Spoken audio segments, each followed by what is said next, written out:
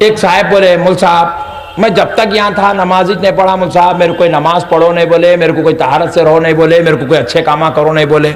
मगर उन लोग देखो मुल साहब मेरे को पकड़ पकड़ के लिख जाके जो है उन लोग नमाज सिखा दिए, तहारत सिखा दिए, मेरे को अच्छे कामा करा रहे हैं बोले। तो प्यारे बुजुर्ग और दोस्तों गौर करो, हक और ईमान की नजर से गौर करो, ये जितनी जमातें बनी इन लोगों के ताल्लुक से जो है, एक जमात वालों के ताल्लुक से हमारे गुत्ती के मुसलमान और अच्छे जमात वाले नमाज़ पढ़ाए, नमाज़ पढ़ाए, तहारत सिखाए, वजू सिखाए, गुस्ल सिखाए। यही बोल रहे ना भाई, नहीं बोल रहे? इन लोग लिख जाके क्या कर रहे हैं भाई, 4-4 महीने 6-6 महीने 12-12 महीने आपको ले लेके गायब हो जा रहे हैं। क्या कर रहे हैं लिख जाके? नमाज ही सिखा रहे ना भाई बेचारे, बोलो ना जी, यही कर रहे ना, तहारत सिखा रहे हैं, वजू सिखा रहे हैं। कितने अच्छे लोग आए देखो। अच्छा, इन लोगों ने नमाज सिखाए।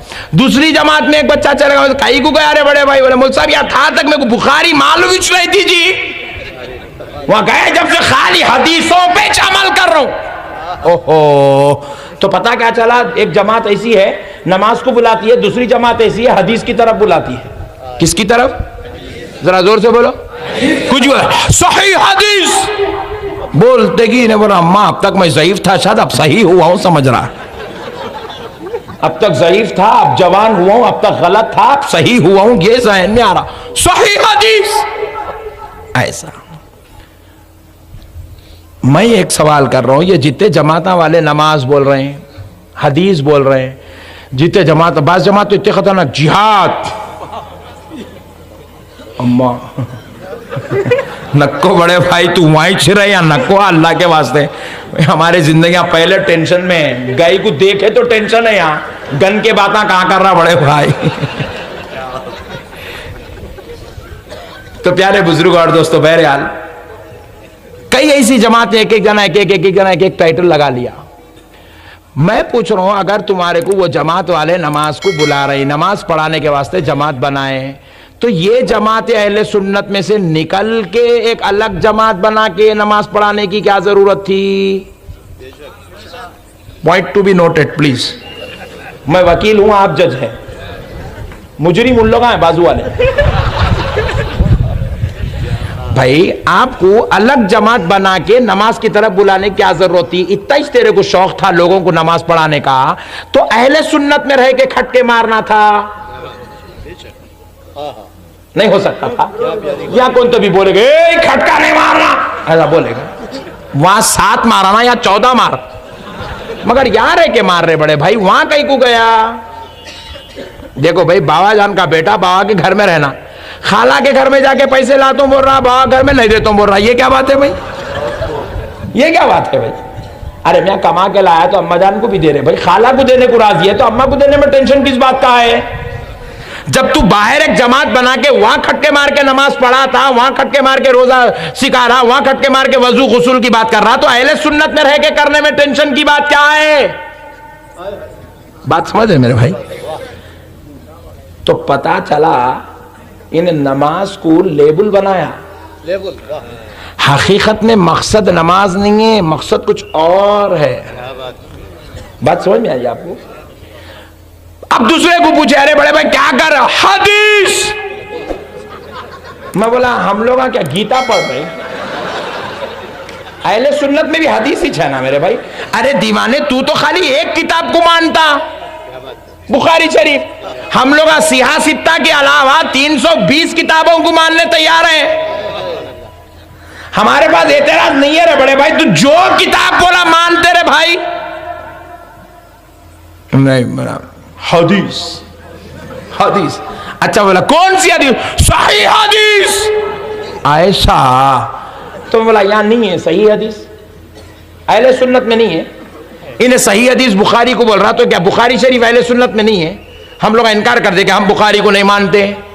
अहले सुन्नत में भी जब बुखारी को माना जा रहा, तो यहां अहले सुन्नत में रह के सही हदीस के ऊपर बहस करना था, दावत देना था, लोग बुलाना, तो अलग जमात कहीं को बनाया। बात समझ में आ रही मेरे भाई? तो पता चला इसका मकसद हदीस समझाना नहीं है, हदीस के नाम पर लोगों को निकालना अहले सुन्नत में से। मकसद कुछ और है। हदीस लेबुल है। हदीस क्या है?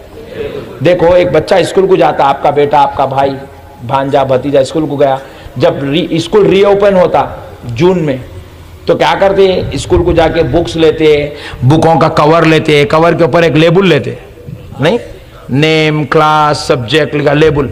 वो लेबुल पे एक फोटो रहती, मिक्की माउस, तेंदुलकर, WWF, ऊपर फोटो रहती, लेबुल है वो। लेकिन अंदर वो फोटो के बारे में कुछ भी,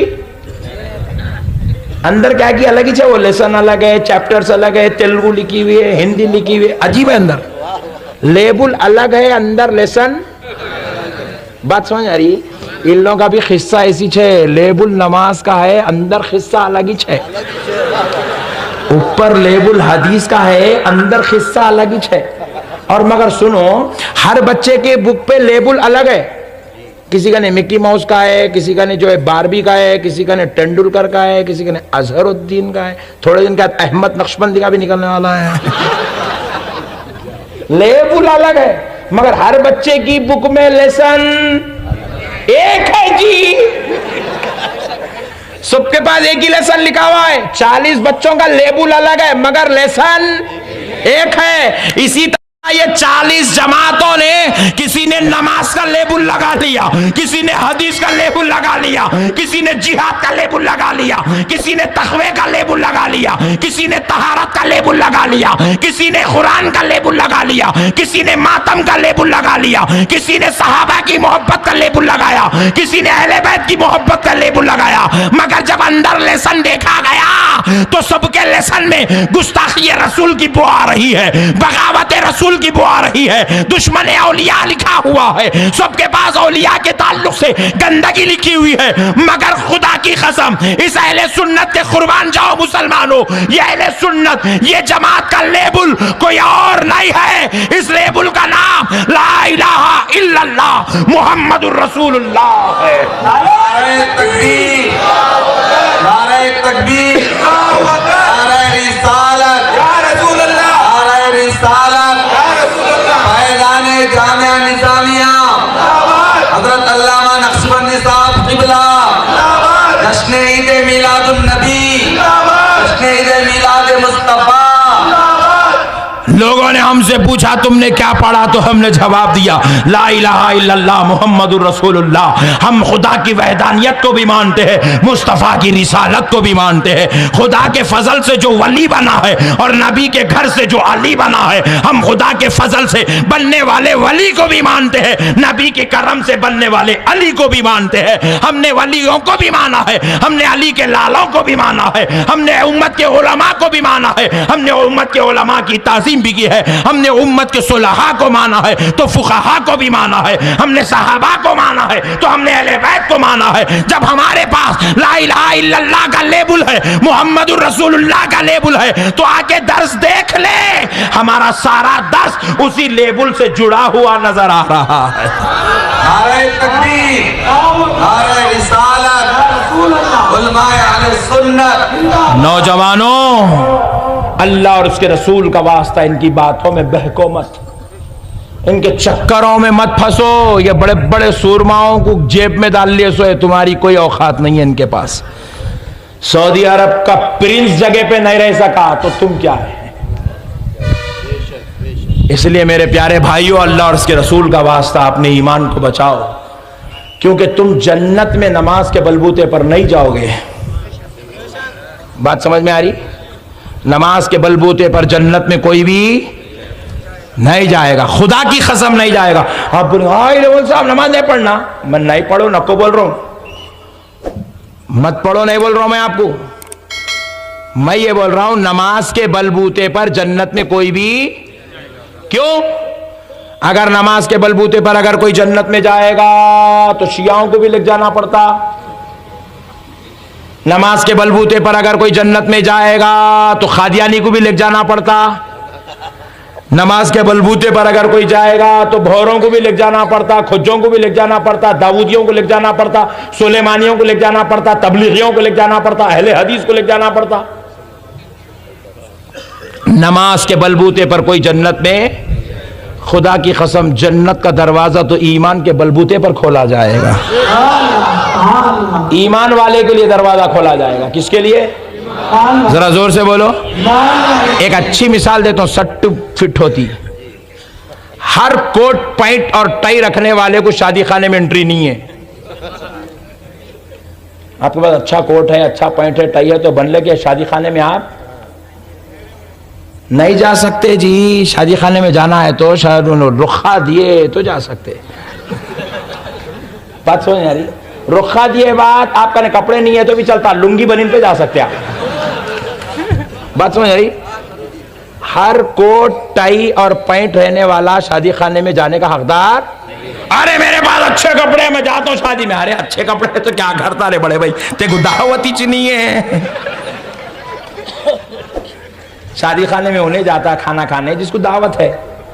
नहीं भाई, खुदा की कसम जन्नत भी ऐसा ही है। हर नमाज पढ़ने वाला जन्नत में तो वो जाएगा जिसके पास नमाज भी है और ईमान भी है, जिसके पास ईमान भी है और रोजा भी है, नबी के इल्म गैब पर जिसको यकीन है और जिसके पास ज़कात है, जिसको नबी के हाजिर और नाजिर होने पर यकीन है और फिर उसके पास तकवा भी है, जो नबी की आल से मोहब्बत करता है और नबी के बताए हुए सुन्नतों से मोहब्बत करता है, जो नबी की उम्मत के औलिया से मोहब्बत करता है और नबी के दिए हुए तरीके से मोहब्बत करता है, जो इधर ईमान लाता है और इधर अमल करता है। अल्लाह कह रहा है इन्नल लज़ीना आमनू व अमिलुस सालिहाति लहुम जन्नातुन नईम। अल्लाह ने नमाजियों के बारे में नहीं कहा नमाजियों जन्नत में आओ, नहीं। अल्लाह को मालूम था सब नमाज पढ़ेंगे।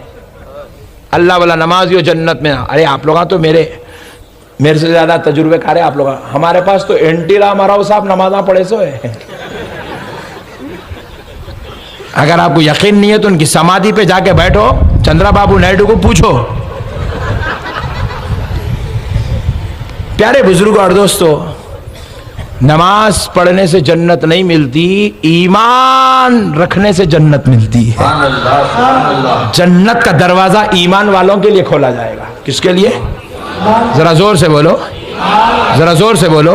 हाँ, अब ईमान वाले के लिए दरवाजा खोला जाएगा। अब जन्नत में जाना कमाल नहीं है, जन्नत में दर्जात को पाना कमाल है, जन्नत में बुलंदियों को पाना कमाल है, जन्नत में उरूज को पाना कमाल है। और मेरे आका इरशाद फरमाते हैं ईमान वाला जन्नत में आ गया, अब उसका तकवा जितना बुलंद होगा दर्जा उतना बुलंद होता चला जाएगा। उसकी नमाज जितनी अच्छी होगी उसका खुर्ब अल्लाह के उसको उतना खुर्ब नसीब होता चला जाएगा। जिसका रोजा जितना अच्छा होगा अल्लाह उसको उतना बुलंद दर्जा देगा। अब जिसकी तिजारत जितनी अच्छी होगी, आमिना का लाल कहता है मेरी उम्मत का ताजिर अगर अच्छी ईमानदारी के साथ नेकी के साथ तिजारत करता है तो मैं उसको खुशखबरी देता हूं बरोज़े महशर अल्लाह उसको शफाअत अता करेगा, जन्नत में जगह देगा। और जब वो जन्नत में जाएगा तो आम जन्नतियों के साथ नहीं, अच्छी तिजारत के बदले अल्लाह उसे नबियों के साथ जन्नत में रखेगा।